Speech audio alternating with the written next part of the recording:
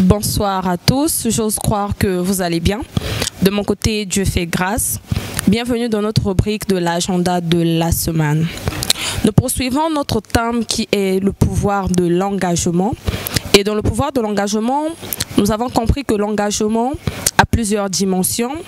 Et durant la semaine dernière, nous avons développé la première dimension de l'engagement qui est l'engagement personnel.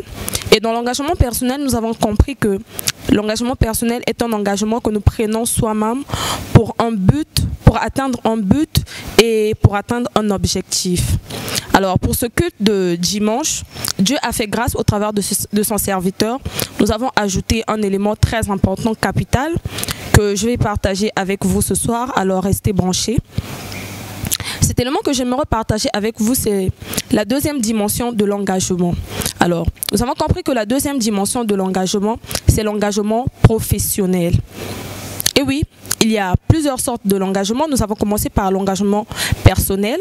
Nous avons tous compris qu'est-ce qu'était l'engagement personnel. Le messager fidèle a parlé de l'engagement personnel en long et en large. Et là, nous avons entamé la deuxième partie de la dimension de l'engagement qui est professionnel. Vous savez, il y a plusieurs personnes qui travaillent, mais qui ne sont pas engagées dans leur travail. Alors, nous avons vu que l'engagement personnel, c'est un engagement que nous prenons par rapport à ce que nous faisons.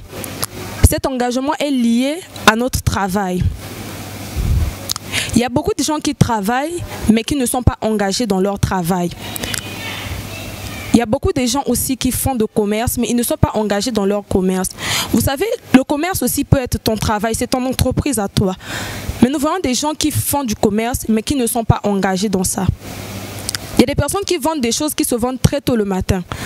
Mais au lieu de se lever tôt, d'aller faire son travail, non. Ils prennent du retard. Et cela, c'est un manque d'engagement.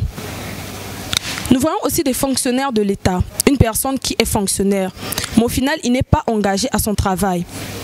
Il y a plusieurs personnes qu'on a connues dans des échelons bas. Mais ils n'ont rien fait pour booster leur échelon. Ils n'ont rien fait pour augmenter leur savoir. Mon bien-aimé, ça, c'est un manque d'engagement. Tu te dis deux fois que je vends, je n'excelle pas dans ce que je fais, je n'excelle pas dans mon commerce.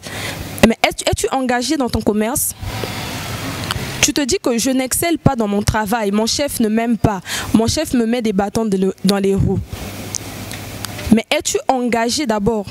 Certes, ton chef ne peut ou ne pas t'aimer, mais c'est ton engagement qui t'élèvera.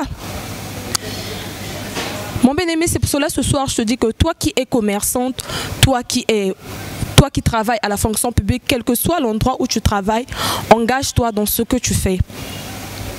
Que ton engagement professionnel t'aide à exceller. Parce que sans engagement dans ce que tu fais, tu ne pourras jamais exceller.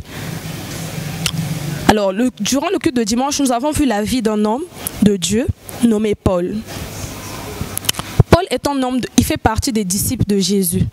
Mais regardez, Paul, parmi tous les disciples de Jésus, Paul n'a jamais cheminé avec Jésus. Paul n'a jamais vu Jésus de face. Mais nous parlons tous de Paul. Paul a vraiment excellé dans l'évangile.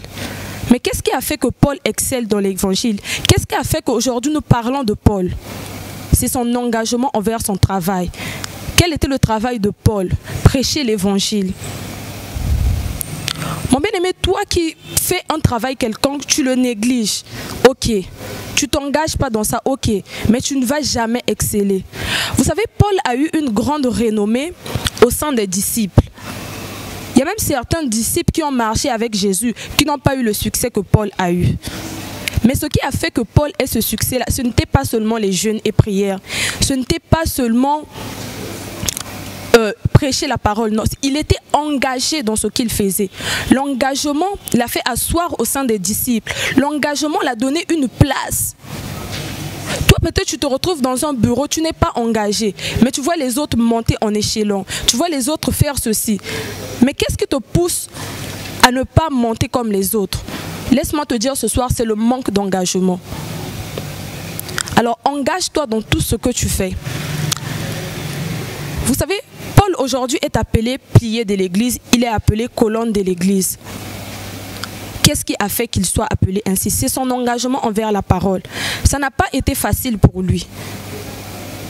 Mais il s'est engagé malgré les vents et marées, malgré tout, malgré les cales. Il s'est engagé. Alors toi qui me suis ce soir, cet après-midi, engage-toi dans ton travail. Dans le domaine professionnel, mon bien-aimé, engage-toi. Sois comme Paul. Certes, il n'a pas cheminé avec Jésus, mais il a fait des choses extraordinaires que même ceux qui ont cheminé avec Jésus n'ont pas fait. Il a laissé un nom au sein des disciples. Vous savez, s'engager professionnellement, ce n'est pas facile. Mais Paul l'a fait. Ça ne veut pas dire aussi que si tu es engagé, tu ne seras pas attaqué. Si tu es engagé professionnellement, tu n'auras pas de difficultés. Nous avons vu la vie de Paul. Paul a rencontré beaucoup de difficultés. Ça n'a pas été facile pour Paul.